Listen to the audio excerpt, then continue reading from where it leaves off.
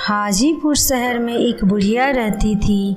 वह बुढ़िया बहुत ही लालची थी। एक दिन उसकी बहू का भाई अपनी बहन को बुलाने के लिए आया। प्रणाम माँ जी। हाँ, खुश रहो। आओ मोहित, बैठो। माँ जी, आपकी तबीयत कैसी है? हाँ, सब ठीक है। और बताओ, तुम्हारे मम्मी पापा कैसे हैं?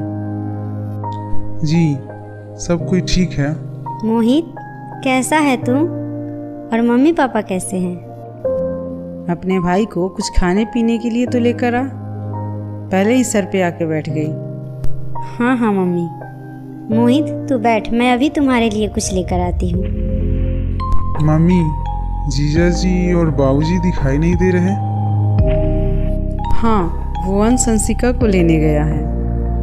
और हाँ, अंश के बाबूजी कहीं घूमने गए हैं। वो अभी आते ही होंगे। अच्छा, अंशिका दीदी आ रही हैं?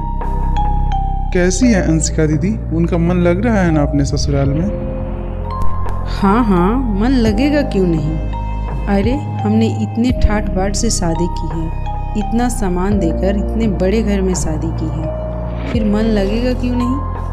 तुमको मालूम है, अपनी गाड़ी में बिठाकर विदा किया है हमने अपनी बेटी को। जी माँ जी। माँ जी, दीदी को मम्मी ने छठ पूजा में बुलाने के लिए भेजा है। शादी के बाद दीदी की पहली छठ पूजा है ना, और छठ पूजा में बेटियां तो मायके में ही रहती है। हाँ, मालूम है मुझे कि छठ पूजा में बेटियां मायके में ही रहती है, पर दिव्या कहीं नहीं जा रही। अपने पापा को बोलो जाकर कि एक स्कॉर्पियो अंश के लिए दे और छठ पूजा में अपनी बेटी को बुला कर ले जाए। पर आंटी जी, आपने शादी से पहले तो कोई डिमांड नहीं की थी। हाँ, हमने शादी से पहले कोई डिमांड नहीं की थी, पर डिमांड तो अंशिका के ससुराल वालों ने भी नहीं किया था। देखा ना हम लोगों ने कितने ठाट बाट से शादी की। तभी दिव्या के ससुर वहाँ आ जाते हैं। अरे मोहित, कैसे आना होगा? दिव्या को ले जाना है ना? हाँ, छठ पूजा है, जाने का हक तो है। क्या बात है मोहित, परेशान लग रहे हो? जी वो हाँ, ले जाओ अपनी बहन को। हमें मालूम है कि हमें परेशानियां बढ़ जाएगी, क्योंकि अभी तक तो पूरा घर दिव्या ही संभाल रही है। पर कोई बात नहीं, हम लोग कुछ दिन एडजस्ट कर लेंगे। तुम ले जाओ अपनी बहन को। तो वह बुढ़िया बोली, दिव्या कहीं नहीं जा रही है। दिव्या के पापा को पहले गाड़ी देनी पड़ेगी, फिर अपनी बेटी को ले जा सकते हैं। क्या बोल रही हो? दिमाग तो ठिकाने है तुम्हारा? अरे, शादी में हम लोगों ने कोई डिमांड नहीं रखी थी, फिर भी उन्होंने इतना कुछ देकर अपनी बेटी को विदा किया। अच्छा, ऐसा क्या दे दिया जो आप इतना गुणगान कर रहे हैं? अरे क्या नहीं दिया? TV, fridge, washing machine, furniture और भी न जाने क्या क्या। ये तो आजकल सभी देते हैं। आपको मालूम भी है, जब मैं सोसाइटी में जाती हूँ कितना हंसते हैं लोग मुझ पे। अरे, अपने नौकरी वाले बेटे की शादी ऐसे कंगाल के घर में कर दिया। सुमित्रा, अरे छठी मैया का व्रत है, डरो छठी मैया से। छठी मैया जरूर इंसाफ करती है। उनके घर में देर है पर अंधेर नहीं। एक बात याद रखना, उनकी लाठी में आवाज नहीं होती।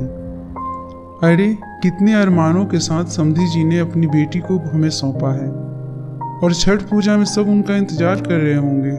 जाने दो, मेरी मानो और जाने दो उसे। बुढ़िया को उसके पति ने बहुत समझाया, पर वह एक न सुनी। छठ पूजा के अवसर पर उसका बेटा भी अपनी बहन को बुलाने उसके ससुराल गया हुआ था, पर वह खाली हाथ लौटा। अंश, तू आ गया? अंशिका कहाँ है? पापा, हम लोग जैसा सोचे थे वैसा वे लोग बिल्कुल भी नहीं हैं। बड़े लालची हैं वे लोग।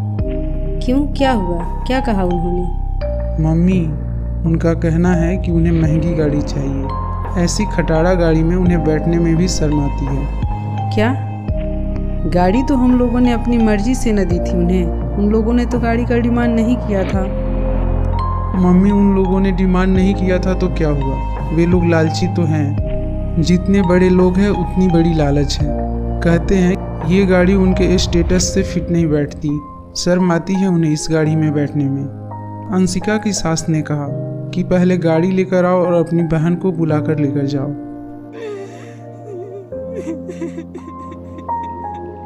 दिव्या की सास रोने लग जाती है। तभी दिव्या के ससुर कहते हैं, मैंने कहा था ना तुम्हें, डरो छठी मैया से, वो इंसाफ जरूर करती है। जो तू किसी और की बेटी के साथ करने जा रही थी वो अब तुम्हारे साथ हो गया।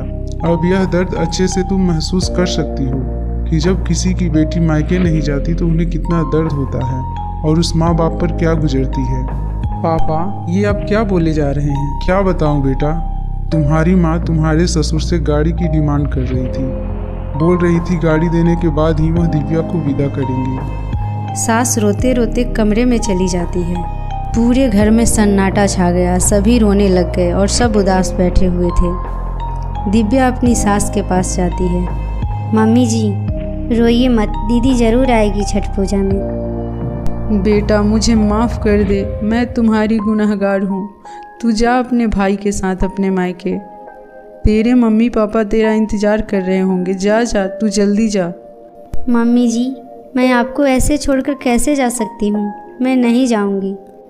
मैंने कहा ना तू जा, और जब तू वापस आएगी तो मैं सोचूंगी कि मेरी अंशिका वापस आ गई। तू जा अपने मायके। इस तरह बुढ़िया को अपनी गलती का एहसास हो गया। जब आप किसी के साथ बुरा करते हैं तो आपके साथ भी बुरा होता है। इसलिए हमें दूसरे का इच्छा का भी सम्मान करना चाहिए और दूसरे की परिस्थिति को भी समझना चाहिए।